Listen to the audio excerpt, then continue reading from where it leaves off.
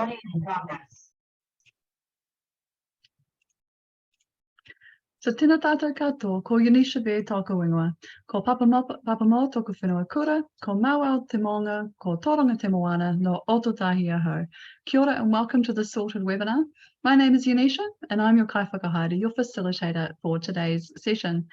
As you can tell from my mihi, I'm in Christchurch. You're with me in my home this evening and it's a real pleasure to have you here with us today on International Women's Day. I hope you've had an amazing day with whatever you've been up to. I've been really lucky to be able to work from home today and deliver another webinar at 12 o'clock this afternoon. So we had nearly 200 people join us on that call this afternoon. It'll be really interesting to see how many people we get tonight. But it's great that you could be here and joining us for this Closing the Gap webinar. Closing the Gap is aimed to empower women and men to close the retirement savings gap through increasing financial knowledge, starting retirement savings early and increasing understanding about all things investing. This session is presented by Sorted. Sorted provides free, independent and impartial information about all things money matters, and Sorted is run by Te Ara Ahunga Ora, the Retirement Commission. Their mission is to help improve the retirement outcomes of all New Zealanders with trusted information, informed advocacy and effective collaboration. I don't know if we've got any financial mentors or other educators on the line tonight, but the Commission does a lot of work with financial mentors around the country, as well as secondary school educators, to help bring that information out to the community as best we possibly can. I also mentioned earlier before we started the recording that we have Natalie on the line with us tonight as well. She's from the Retirement Commission and will be keeping an eye out on the chat with me tonight. She'll also be popping in some links as we go along so that you can copy them down and follow up on any links that we talk about tonight in your own time. So please do use the chat. The chat box is there for a reason. Hop in, say whereabouts you're joining us from, but also any thoughts or comments or questions you have, please hop into the chat and we'll keep an eye on them there. Depending on how many people we have on the line will depend on how many questions we can get through, but we will do our absolute best and we'll provide you with some options at the end if we don't get through every question that we can. What's also important to know is that during this webinar and any webinar or seminar from Sorted is we can't give any specific financial advice, but what we will do is talk about some great resources that you can use to make more informed financial decisions. This is really important to me, particularly because my background is I'm a chartered accountant, I'm an ex-auditor. If you know what that means, it basically means I'm just very nosy. I'm a financial mentor and I've been a facilitator of Sorted for the last 10 plus years. I'm also currently working in the area of financial services, in the area of investments. So what that means is for me, it's very important to make sure I keep in my lane when it comes to giving financial advice. These webinars are very firmly in the financial mentoring camp around general advice. So anything specific, I will just refer you on to the people who can help you in that area. But if it's general, I'm happy to answer your questions. Because there's someone's from Mount Maunganui, that's where my family is as well. So great to have you here with us. Before we go any further, I'd just like to start with the Commission's karakia. It's just a way of helping us to bring a focus to what we're doing as a group, working towards our shared goal. And it's also a way of honouring our commitment to the treaty. You've got the translation there in front of you so you can follow along. Tuia e runga, tuia e raro, tuia e roto, tuia e waho, tuia ki te ara ahunga ora, kia whaihua, kia ora. Homie, huie, tai kie. So please keep hopping onto the chat and saying hello. It's great to see where everybody is from. But we've come here tonight because we've got an important conversation to have. So let's do some scene setting and get some numbers to back up why we're here. This is the first number I have for you tonight, 880,000. It is estimated that a woman will earn 880,000 less than a man over her lifetime. That's quite a staggering number when you think about it. We more commonly refer to this when in terms of the gender pay gap. Does anybody have any ideas what the gender pay gap is in New Zealand at the moment? You may have heard it on the news, the radio, various articles today. It's been talked about a fair bit. Hop to the chat. Any ideas? What do you think the gender pay gap is at the moment as a percentage? Quite a bit more than that, Shannon. It's not quite 10%. I'm pleased to see some higher numbers. Maybe you'll be happier to know it's a bit less. It's 9.2%. And it hasn't really changed much in the last 5 years. And for me, I find that almost more staggering than the number itself. And with all the work that we've been doing, it still hasn't changed much in the last 5 years, except it's actually gone up 0.1%. It was 9.1 last year. So that's what our gender pay gap is. And that's based on the average hourly rate of a man versus a woman. Women have 22% less than men in their KiwiSaver account. 22% less than men. And that is one of the reasons that women have less in their KiwiSaver accounts than men, other than factors relating to pay gaps and career breaks, is that they tend to invest in more conservative funds. 20% fewer women than men were in growth funds. So these statistics in particular are from Kiwi Wealth, which is one of the KiwiSaver providers. But I'm pretty sure it would go across all the other providers as well if they broke down their stats for us too. But 22% of women have less in their KiwiSaver account than men. So not only do we have the gender pay gap, but there is also something called the gender retirement savings gap. And you may have heard this one talked about on the news tonight. On average, women are more likely to live longer than men. So ideally, you would think that women would have more in savings put away for our retirement. But unfortunately, that is not what's happening. In general, men tend to have a more steady working career with not too many interruptions, whereas women could face multiple working interruptions for child rearing, family care, volunteering, or maybe they've dropped down to part-time work. These work interruptions or career breaks, along with the gender pay gap, can have a significant impact on a woman's retirement savings. It can be as much as 20%. And now we have the cost of living crisis to add to our woes, with inflation eating away at our cash savings. All at the same time, we still have volatility in the stock market. So when it comes to investing, the gender retirement savings gap highlights the exponential power of compound interest. If women's contributions to the retirement funds are paused for periods of time due to child raising or taking care of family or part-time work, then that has a snowballing effect and it stunts the growth of our retirement savings, which brings about that gap that we have here. Compound interest is one of those amazing things that we have that can either work for us or it can work against us. Hands up, you've actually got emoticons that you're able to use or reactions in this webinar, so please do use them as we go along tonight. But hands up if you are familiar with compound interest, the wonder that is compound interest. Quite a few people raising their hands. You can see that. Awesome. If you have any young people in your family, then there are some great resources that you can show them with in terms of visualizing compound interest. Initially, I'm not sure if you're able to share that video again with a link to our commissions video, but we have a fantastic visual. Absolutely. Perfect. Yeah, I'll get it now. Thank you. We don't generally share it too much. We use this video in our webinars with our investing course. But this is a great way to visualize how compound interest works for us. And it really highlights that it's about starting early if we want to make a real difference and get that benefit of compound interest. And it's also about frequency and consistency. So frequently and consistently contributing to your KiwiSaver investment account. The more you contribute, the bigger the compounding, but also the earlier and more consistently you contribute, the better you'll be able to ride out the volatility. And the other way we can work with compound interest is to understand our risk. So when you hear these stats, the 880,000, the 22%, the 20%, 9.2%, how does it make you feel? Pop into the chat and just share some ideas there. Anything, I want to encourage you that anything other than indifference will spur you on to make a change. Whatever that feeling is. We had a lot of people commenting last time that it was unfair, that it was disgusting, disappointing. Obviously frustrated comes through into our chat here tonight as well. So all of these are very valid feelings to have. It can be very disheartening. For me, it spurs me on to want to do more of these webinars, to talk more to people, to try and make that change as quick as we can. Maybe it won't be for my generation, but I sure as anything hope that it will be for my kids' generation. Fixing the gender retirement savings gap can feel a little bit like climate change. We've just had our climate change protests recently. But first we need to acknowledge that there are systemic issues at play here. such as the labour market. On average, women are working in lower paying roles such as caregiving roles or administration roles. We have the gender pay gap. On average, women get paid less than men for doing the same job. You may or may not have experienced that yourself.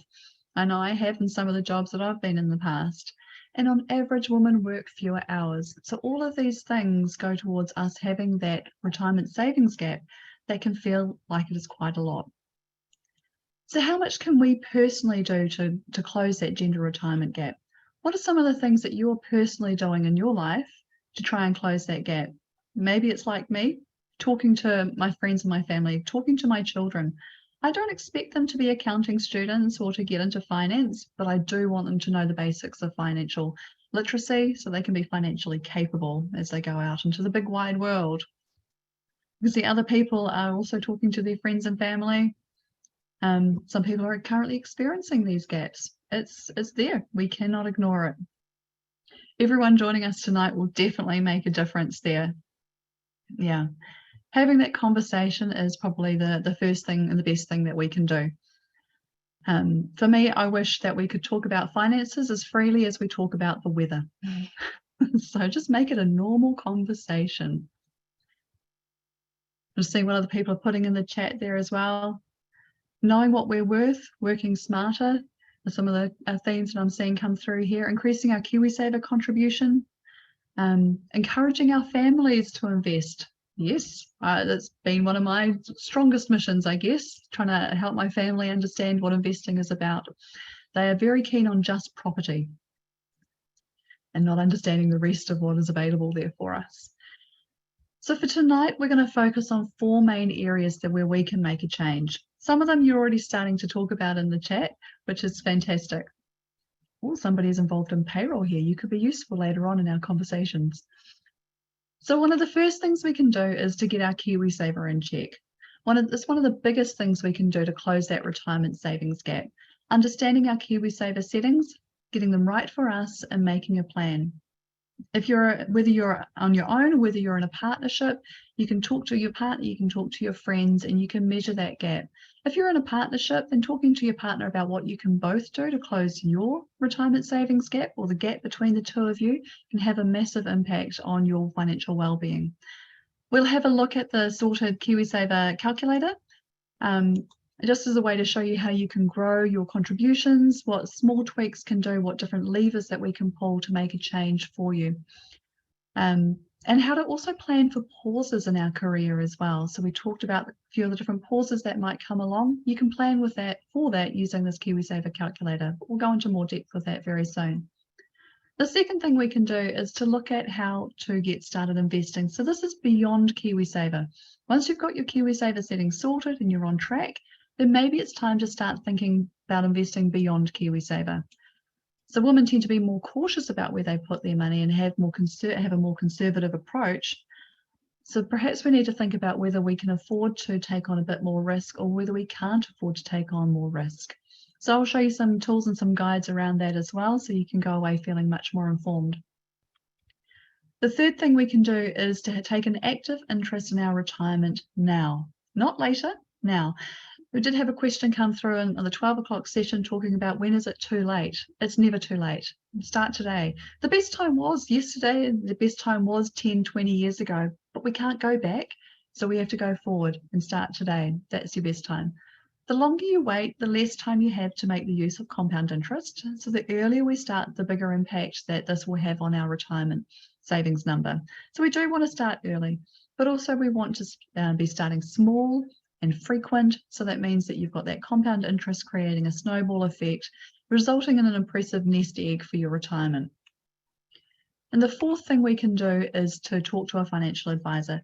Get individual advice for your personal situation.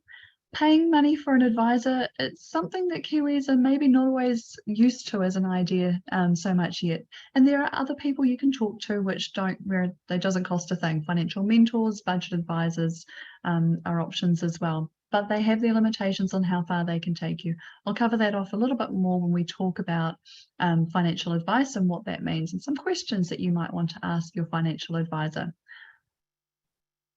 So before I go too much further, I'm just checking into the chat, see if we've got anything here that I need to bring to our attention. Emergency funds are a fantastic thing to mention as well. Having a buffer in place before putting extra money into your KiwiSaver? Absolutely. So at the moment, KiwiSaver, it's designed for retirement, so it is locked essentially in place for retirement. So that's where having an emergency fund is helpful for when things do go belly up, because they do go belly up sometimes. Age may have a lot to do with caution, potentially as well as gender. And there are big decisions around where to invest. So that's where you're in a good place tonight. We can talk a lot about where you can invest and how you can make the decisions that suit you the most. So the first thing we can do is look at getting our KiwiSaver in check. So start by checking if your settings are right for you with your KiwiSaver based on your risk profile. Now, your risk profile is your appetite for and your comfort level with risk. Risk being that you might lose money or you might not gain as much as you wanted or as quick as you wanted. So we have our risk capacity and we have the ability to take on risk depending on our personal situations and circumstances. Your risk profile also depends on what your savings goals are and how long you have to reach those savings. So these things will all impact on what risk profile you have. And when I talk about risk profile, you might be a bit more familiar with it in terms of the words defensive, conservative, balanced, growth, and aggressive. So those are the terms we use to talk about our risk profile, and they line up very nicely with what KiwiSaver funds are available for us to use. So I love that the language is consistent. That way we don't have to change our thinking partway through when we're looking at one particular topic. I'll show you the sorted investor profiler tool very soon so you can learn how to discover your own risk profile, and it's in a couple of demos time. If you have a partner, it's always good to know what their risk profile is and how does it compare to you. Hands up if you have a partner, just so I have a clue, people who are on the line. Okay, we've got a few people with partners. That's awesome. So my husband's risk profile is completely different to mine. He is very much on the other end. He's right up there with the aggressive style of investing. He's all for shares. That's fine. It's perfectly good for his profile. For me, I'm a little bit more on the growth side of investing, and I know that, and I'm comfortable with that. So it's good to have that conversation so you can compare. For me, I'm not too worried about his being aggressive and mine being growth because I know that I balance out at the end of the day. So the second thing we can do with our KiwiSaver is to consider whether or not you can top up your KiwiSaver. You can top up your KiwiSaver at any point in time. If you've got a tax donation coming from tax refund for your donations coming through, then you could consider putting that into your KiwiSaver as a one-off top up. Any little bit extra will make a huge difference compounding over time. If you're in a partnership and one of your KiwiSaver figures is significantly different, you could discuss whether or not you could top up the lower fund to make it a little bit more equal. Maybe it's an annual contribution, maybe it's a monthly contribution. Maybe it's a case of the other person contributing more regularly to the lower KiwiSaver fund just to reduce that gap. So for example, if your partner was putting aside 8% into their KiwiSaver and you're putting 3% into yours, then they could top up 3% into yours and reduce theirs a little bit, or something along those lines, whatever works for you and your particular situation. But it is absolutely possible to do that. If you have any significant savings that you've put aside, maybe for a home deposit and you're a first home buyer, then you can access your KiwiSaver funds for that first home, provided you meet all the other criteria involved with that side of things. And so you could put your funds into your KiwiSaver and then access them later on when needed. Might be better off than having them sitting in a low interest bank account. That being said, interest in bank accounts are doing all right at the moment. So there's always ups and downs, isn't there? Trying to keep on top of everything that's going on there.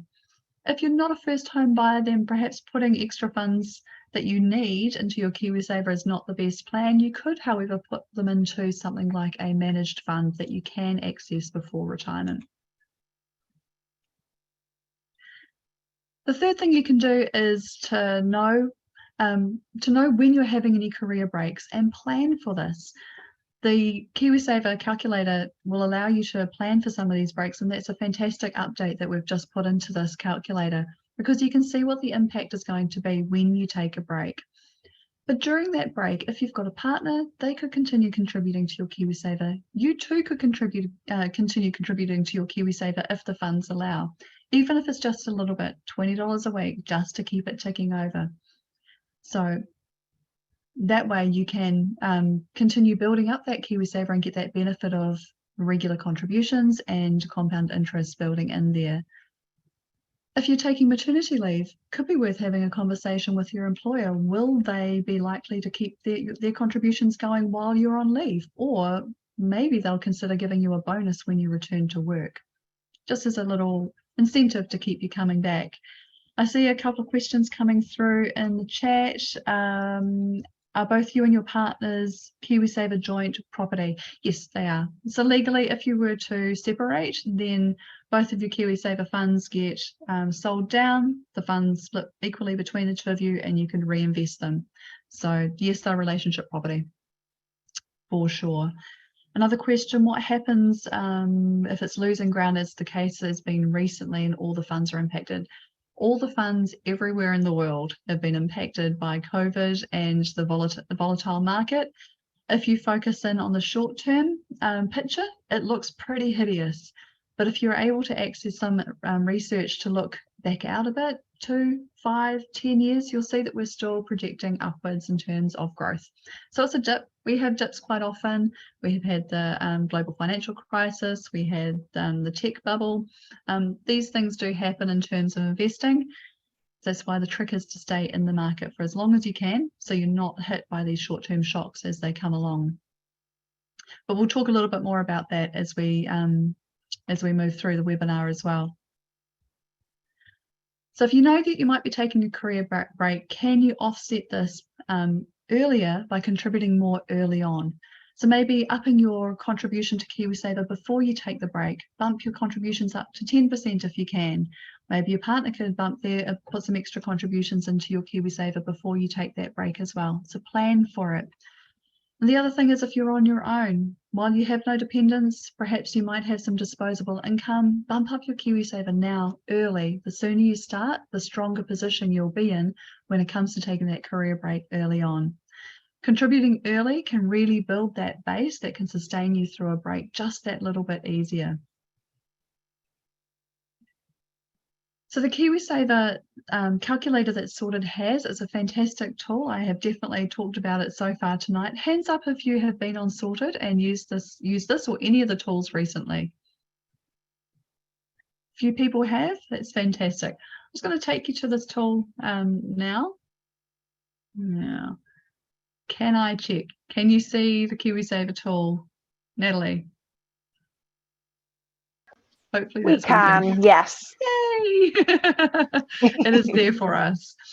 Fantastic. Okay, so we've got the KiwiSaver tool here. Now you can choose to plan for your first home or for retirement. For tonight, we'll look at retirement because that's probably the best one for tonight's group. It appears to be going a little bit slow for me tonight. Very slow for me tonight. And I have actually kicked my family out for the evening. I've gone to have a daddy-daughter date. So I was hoping the internet would be nice and fast. So you can decide how old you are. I'm just putting in random numbers. I'm putting in average numbers just for the sake of showing you how this calculator works. Put in what your KiwiSaver balance is. Again, just average numbers. And the balanced fund is a default fund. So I'll leave it at that. We'll stick with the minimums of 3% and 3% for your employer contribution as well. And let's just see what we end up with. The sorted tools are fantastic. They are a great visual way of just being able to see what your money is doing. Before we dive too much into this top number, I just want to draw your attention to the inflation button here. So we have the inflation button automatically turned on by default. You can decide to turn it off if you would rather see the numbers unadjusted for inflation. So I think the background calculator says that it's 2% for inflation, which is perhaps a little bit low, but it will get back there eventually. So here on the calculator, as I mentioned, you can put some pauses into your KiwiSaver if you want. It gives you that option there, how long you want to pause, when you want to pause for, and you can add in as many pauses as you particularly like, which is a great re-addition to this tool. The more Importantly, you can see the effect of if you change your KiwiSaver contributions. So 159 jumped up 100,000 pretty much. That was a nice little jump there just by changing from 3 to 8%. If you did an annual top up of, let's say 1,500, not a week, hold horses. So they'll let me change it. Yes, of course it is. There we go. Annual difference. Wouldn't it be amazing to be able to put in that much per week? Did you see that $1 million number there? All right, so that added extra amount of money in there as well. I think that was another 40,000 potentially. And if you decided to change what sort of fund you're in, you can see the effect that might have on your KiwiSaver balance as well. Okay, so we've got $340,000 there. Remember that number? We'll come back and use it a little bit later on and see what we can do with that. But that tool is a fantastic way to help you understand what your KiwiSaver balance will be in retirement. And it helps you to plan to see how much, how that will work for you. You can also, sorry, my tools aren't working quite nicely. There we go. What is going on? User error. There we go. I think it was the internet issue that I was talking about before. So as I said, you can plan for career breaks as well, any pauses in there, and you can play around with the different dials as I showed you. You can even put in different top-ups there as well and work out how much you might have when you reach retirement, and then compare that with your partners as well and see what your combined amount might be. So definitely encourage you to have a look at that calculator a little bit later on. Have a go with other people in your home and see what your KiwiSaver balance might look like. In the short term, do you think women make better investors? True or false? In the short term, women make better investors. Hop into the chat and just let me know what you think with that one. True or false? What do we think? Got a few thumbs up going up there. A few people raising their hands saying true. We don't tamper, and you're not wrong there. So the answer is true. According to research done by Warwick University in the UK, it revealed that men are more likely to take on risk and be more speculative. They take on more lottery-style stock picking when they believe that they have the potential to make a lot more money quickly. I'm sure some people are thinking about people they know right now. By contrast, slow and steady wins the race sums up the investment approach by many women. By investing in a fund and spreading their investment over a greater number of companies, women held more diverse portfolios and typically experienced fewer losses.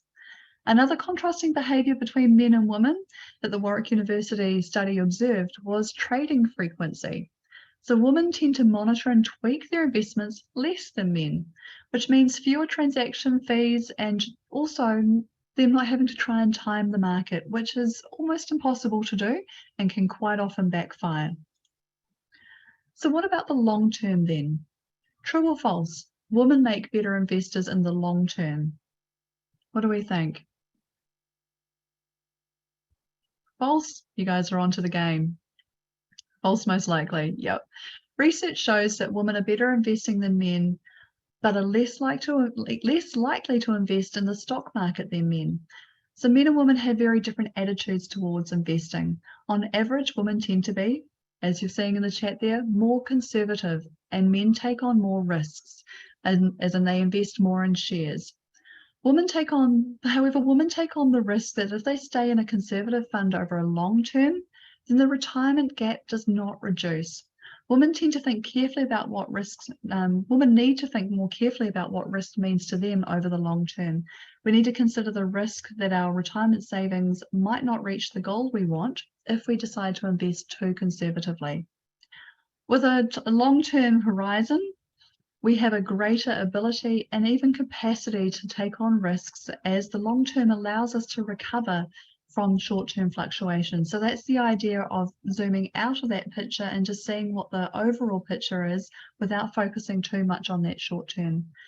The short-term fluctuations can be a bit scary, and that's when conservative funds are good if we need the funds in the short term. So in the short term, if you don't want the fluctuations, conservative funds can be very helpful, so they can maintain that base of money there for you. But if you've got a longer term perspective, then growth funds can really help you take the benefit of that. As women, we may think we're doing the right thing by not risking too much and being careful with our money. However, the risk of investing conservatively is the potential opportunity cost of returns not being made and goals not being achieved. I see something about maths on TV at the moment. Oh, Dean, fine. That's fine. So the Sorted Investor Profiler tool is one tool that Sorted has that can help you to learn more about what your investor profile is, what risk works best for you as an individual, and what is your comfort level with risk. So let's have a look at this Sorted tool. His risk tolerance is very high by telling us that he's off to watch TV. I think so. All good. This tool is a very fantastic tool that you can use. It's very simple, which means that it's going to throw out the answers that we talked about before: defensive, conservative, balanced, growth, and aggressive, but also help us to break down what that means and how that relates to our KiwiSaver. So find an investing strategy that best suits you. So let's get started. We've got a few questions to ask. So what's the most important thing to me when it comes to investing? I'm just going to click through a few. I'd suggest you look back at this later on and have a real look and just check these answers for yourself. When I'm investing, I generally want to grow my money over a long period of time. I would like to use my money in 10 years or more. So just checking the time frame as well. And then how do you feel about losses? How uncomfortable would you be if your 100,000 dropped? Where is your tolerance level? Oh, it could be anywhere. I'm going to go here tonight. And also your preparedness for life's emergencies. So we talked about the emergency fund briefly. So how much debt do you have? Let's just click one of these. And if you were to lose your day-to-day income, how are you prepared for that as well? So not just debt, but also your income. How secure is your income? And then it comes out and gives you an idea of what sort of profile you might have. So with those very randomized answers, wasn't too randomized, I've come out as a growth investor here. If you disagree with that, you can do the drop down and see what other options there are for you. But this gives you an idea of what a growth investor is. It's got a time frame of 9 to 12 years, expected returns of about 7.1, but the range could be -5 to 20. So that's quite a big range there, and you need to have that tolerance to be okay with that if you're a growth investor. And chances of a loss. Also, it shows you what a growth investor means. So when I've got a growth fund, what does that even mean? It means that I have 68% in shares, 7% in property, and I have 20% in bonds and 5% in shares, in cash, sorry, on average. So it gives you an idea of what a breakdown, what a portfolio might look like for a growth investor. So there's a lot of information on there. I'd encourage you to have a look at that in your own time so that you can have a real play around and really understand what's going on in there.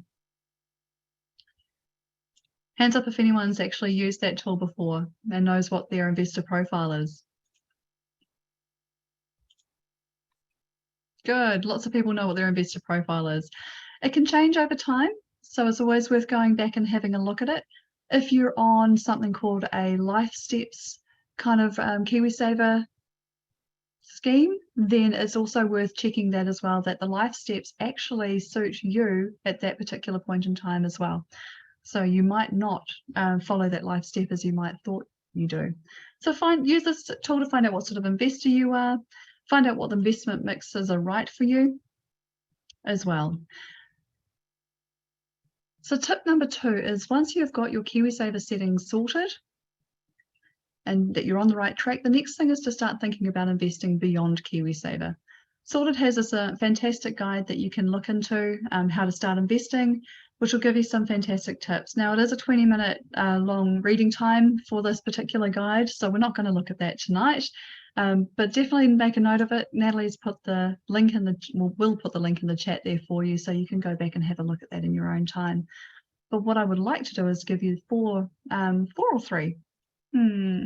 three tips for investing so that you can get the short summary of this particular article. I can see a question there. How can you get started with investing just to get a taste for it and build confidence with low risk? KiwiSaver is probably your best way to start because it's well prescribed for us to use. Otherwise, what you learn for KiwiSaver, you can apply to managed funds and what we're going to talk about here as well. So 3 highlights from this article. The first one is to understand risk. Can we afford to take on more risk if we are in it for the long haul, and can we ride out the ups and downs of the market? How do we feel about that? If you're thinking about investing in DIY investing platforms, it pays to understand the risk. What is the possibility that you might not reach your goals or lose your money completely? The greater returns we're trying to chase, the more risk we must be prepared to accept, which is why when we looked at the growth portfolio, there was a range of -5 to 20%. Is what it could be with an aggressive portfolio. That loss could be potentially more than that. It could be 14% up to a gain of 30%, I think. And I'm making those numbers up off the fly, but you can have a look at the Sorted website to see what the actual numbers are. A managed fund is a question that's come up in the chat there. A managed fund is essentially what your KiwiSaver is. It is a fund that is managed by a portfolio manager or a fund manager, and it is a collection of different investments that have been designed to meet your goals.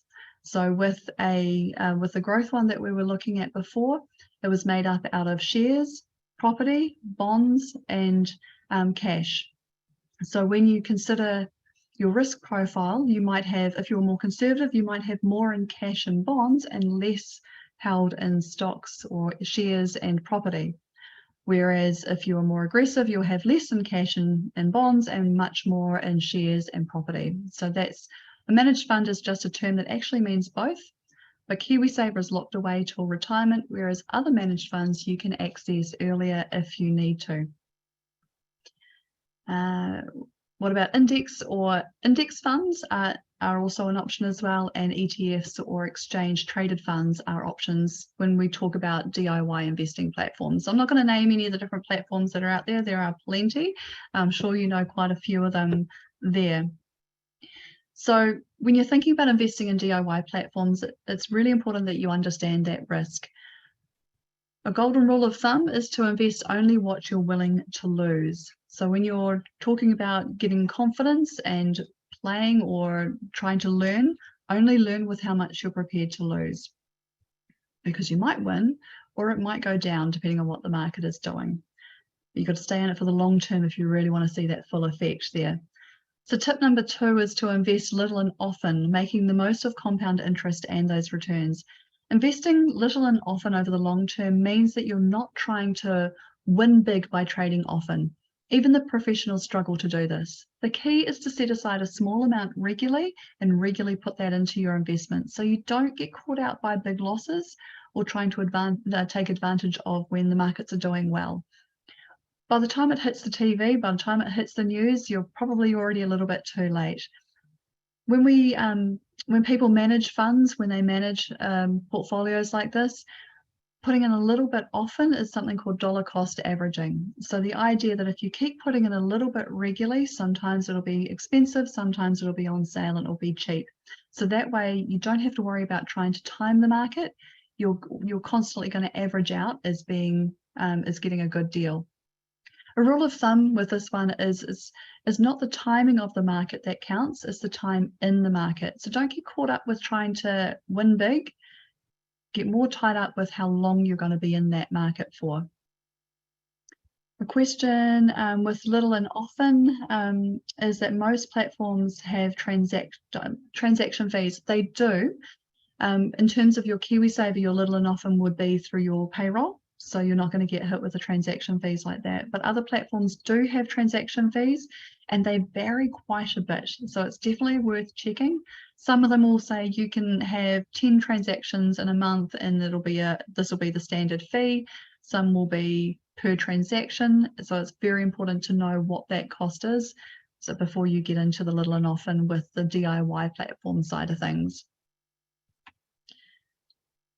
Tip number 3 is diversification. It's probably apart from compound interest, diversification is probably my best tip that I would use for the night.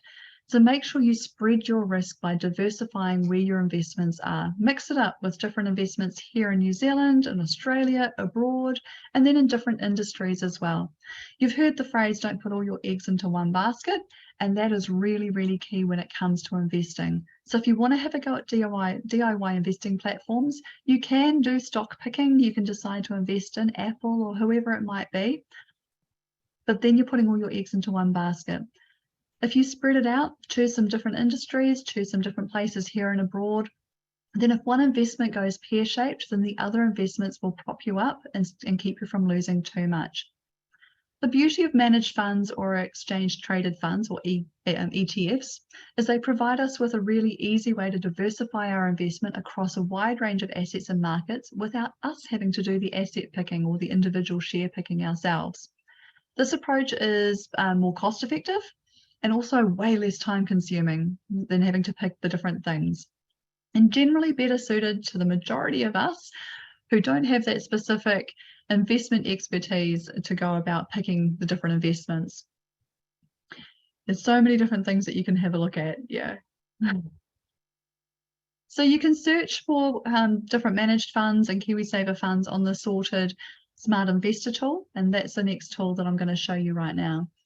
So when we look through the Smart Investor tool, this one has actually been created with Sorted alongside the Financial Markets Authority, or the FMA. So the FMA is the regulatory body that looks after financial advisors and keeps them honest, basically.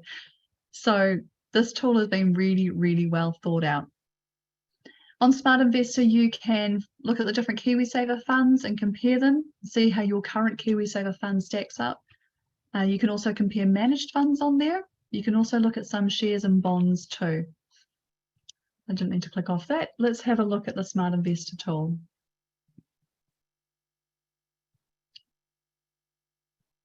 And here we go. So this tool is really good. There's so much on here that you can have a look at. It says KiwiSaver managed funds. If I scroll down further, you can also see shares and bonds. So if you wanted to have a look at more information there. Also talks about alternative investments if you want to go down that line. For tonight, let's look at KiwiSaver. You can compare the different KiwiSaver funds. Now, I think there are hundreds of funds, so if this takes a bit too long, that'll be why. So you can decide to look at just what funds you want to. So let's have a look just at balanced funds, and how many balanced funds do we have? Updating the results. I'm trying to remember how many funds we have under this one now. 65 different funds that you can choose from. So you can filter by type, by growth, by fees. So you can look at what the highest fees are, sort by that, sort by lowest fees, it might be as well.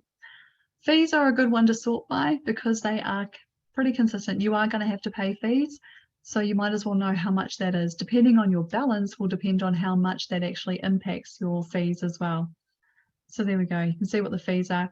Returns, it's always really nice to want to look at returns, but returns are not an indicator of future performance. They are just telling you what's happened in the past. So much like driving, looking at the rear vision mirror, that's not going to get you very far, but you're going to want to look in it, like that rear vision mirror. That's worth looking at, but just not too often. And here, over here, you can also see what the mix is for the different investments. So you can see the growth assets and the income assets, which broken down looks like shares, property, bonds, and cash. So there's a lot of information on there. I would encourage you to have a look and spend some time getting familiar with that tool and just seeing how your funds compare versus other funds that are out there. What is the minimum amount you might start off with investing? Any ideas? Anyone got any thoughts on what a minimum amount might be for investing? It does depend on the platform if you're thinking outside of KiwiSaver, but KiwiSaver, you can start off with your very first contribution from your salary packet, which might be $20. And then your employer contributes $20 as well, and you're away laughing. But for some of the DIY platforms, it does depend on their own rules and regulations as well. So some it's $1, some it's 1,000, some it's 500 or 5,000. So tip number 3 is to take an active interest in your retirement now and not later. The longer you wait, the less time you have to make the use of that compound interest. So who here has started planning for their retirement? Hop into the chat there. Yes, no, maybe, kind of. Yeah. Once you've checked your risk and you've tweaked your KiwiSaver, you've looked at managed funds or considered them, you can then see if all this planning is working towards that desired retirement lifestyle that you might have pictured. I don't know about you, but I do occasionally think about retirement and imagine what that might be. In fact, it's actually part of my husband and my just general conversation. Where do you want to retire? What does that look like for you? But there's the question, is what I'm saving going to be enough? I mean, is it? Gap or no gap, are my savings going to be enough for my retirement that I have planned, which is amazing, by the way. So Massey University has a retirement expenditure survey, which goes into some great depth about some of the costs that might come about when we're in retirement. You can go and have a look at that research paper, or you can head on to the retirement savings calculator, which will actually give you all that information embedded into the calculator for you.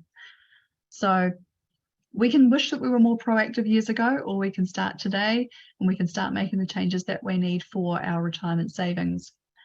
So once you use this calculator, you can check to see if you're on track for your retirement lifestyle that you want.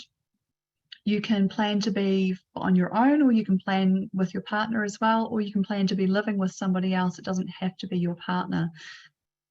The tool takes into consideration New Zealand Super and your KiwiSaver. It also takes into account any other income you might have, any managed funds that you might have, any assets that you might be selling down. And the thing is, it's never too early to start planning.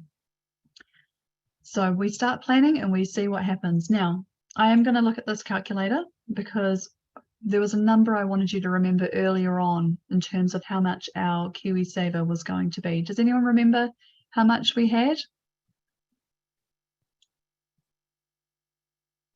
Anyone remember it, I wonder? Yeah, somebody did. Awesome. That's good.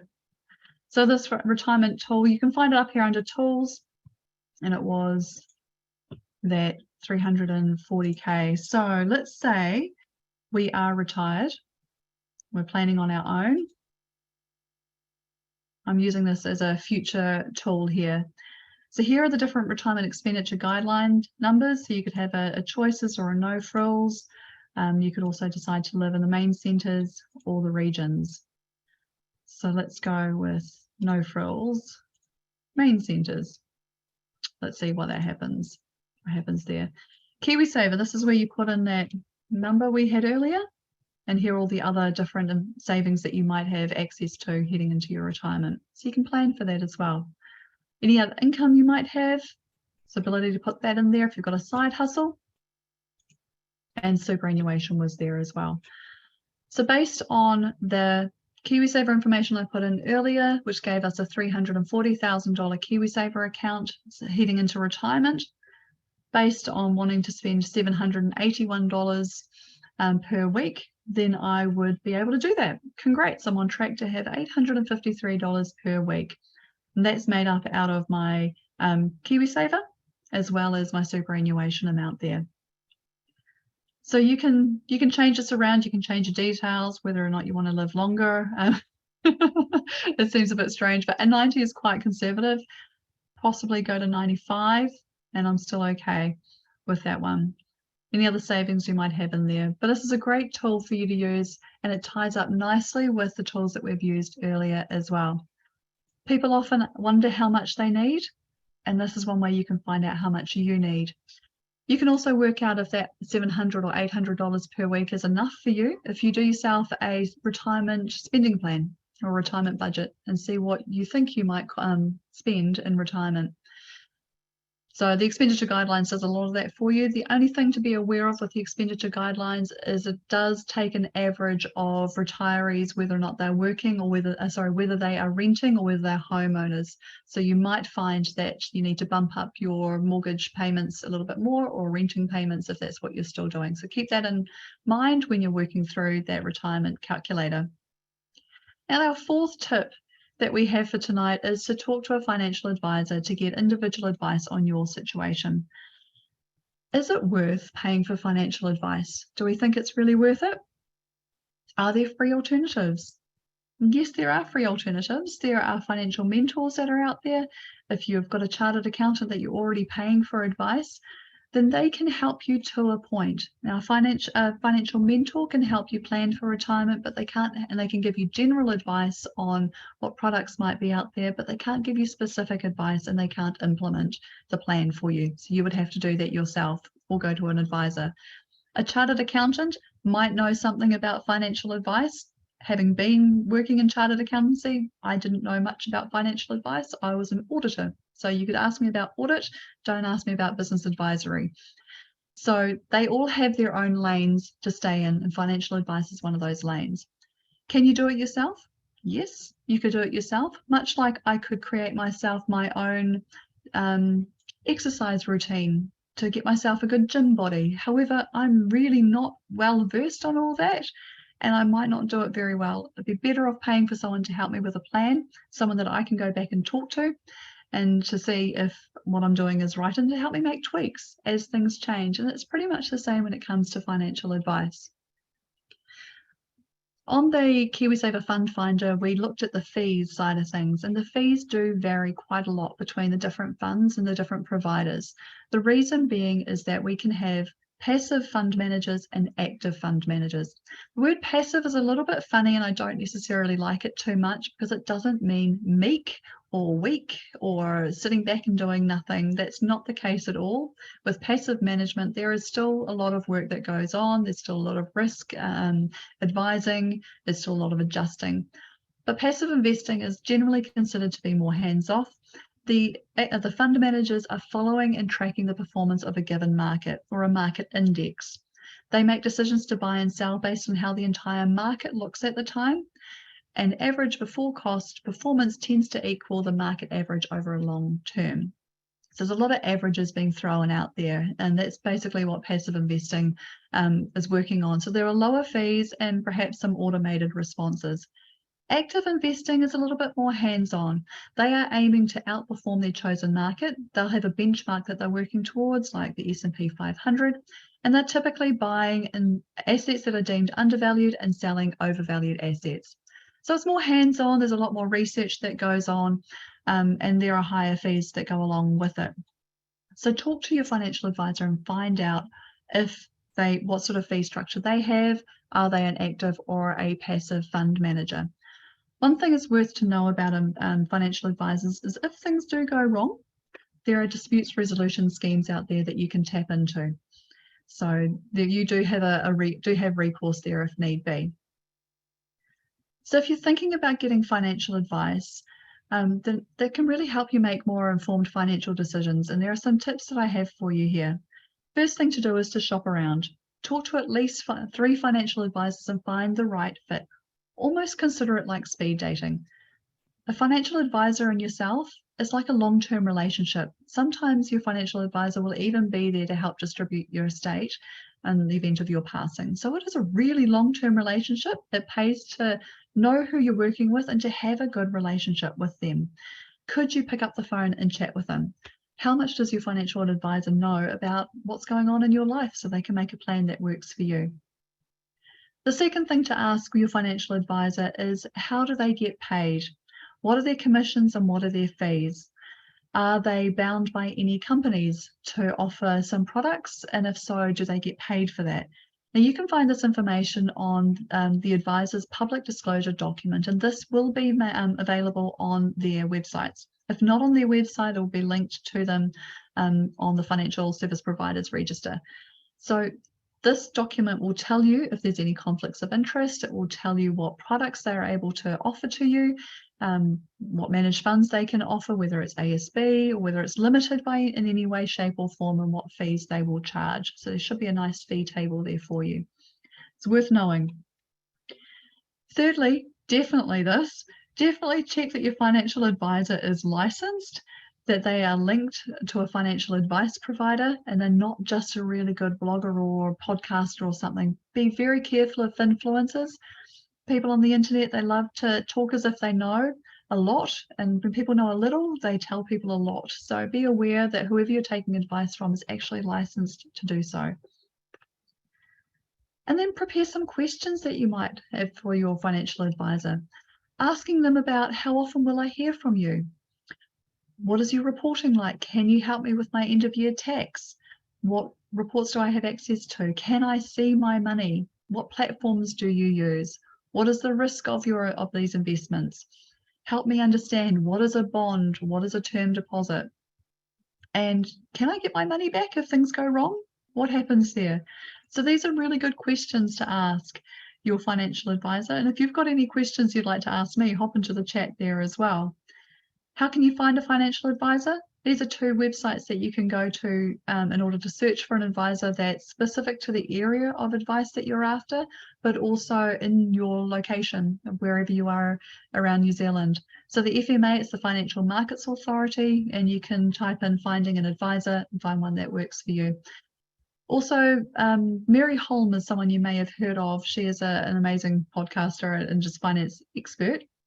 And she has a list of advisors on the moneyhub.co.nz. The one good thing I like about Mary's list is it also mentions the amounts that these advisors like to work with. So minimum amounts we were talking about earlier. So minimum 5,000, no minimum, minimum 500,000, minimum 1 million. So it just gives you an idea of what sort of advisor they are and whether or not they would be suited for you. So we have covered off an awful lot in tonight's session, but hopefully what you are getting out of this are 5 main points. The first one is to get your KiwiSaver settings right. So check your KiwiSaver, check that your risk profile is right for you, and then adjust your KiwiSaver as needed. You can research potential investments using this sorted Smart Investor tool. It's a fantastic tool. Definitely get your teeth right in there. But become familiar with your retirement number. Know what your number is and whether that's going to be enough for you. What can you do today to help make that number what it needs to be and help reduce that that gender retirement savings gap there as well. Research your financial advisors and get independent advice.